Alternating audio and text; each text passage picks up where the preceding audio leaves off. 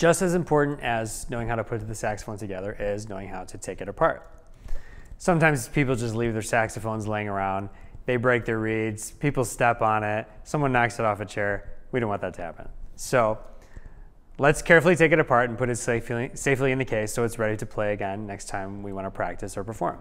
The first thing I want to do is take off the reed, because it's the most fragile part of the saxophone, and it's the part that vibrates and makes the sound. So I'm already unscrewing the ligature, and I'm pushing up with my thumb, being very careful not to touch the tip of the reed, and putting it in the reed case very carefully, and putting that in the side of the saxophone case.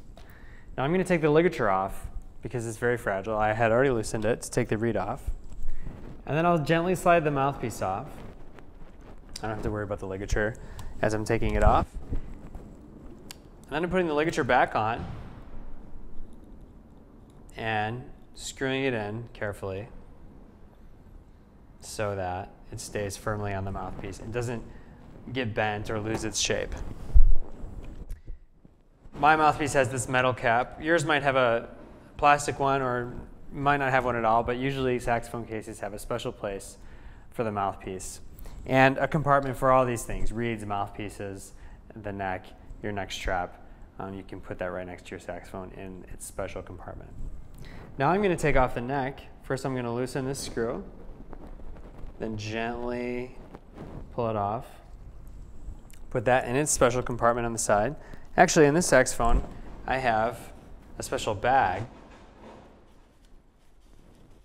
for the neck. And I'm going to put that right in the bell. Now, if you notice, I've had the neck strap attached the whole time, just to make sure the saxophone doesn't fall, I don't drop it and break it, and have to wait 2 weeks for it to get fixed before I can play it again. So I'm going to take that off right now and put the end plug back in, tightening this screw gently to make sure it's firmly in place. And we use this end plug so that this end of the saxophone doesn't get damaged or lose its shape as we're getting ready to play. And it keeps the shape so that the neck will always fit right into the saxophone and be able to produce a beautiful sound. So I'll put the saxophone right back in the case, close all the compartments, and your saxophone might have a zipper like this, or it might have latches on the side. Always make sure you close those so that it doesn't fall out when you pick it up, because you always want the saxophone to be in great shape when you're getting ready to practice or perform.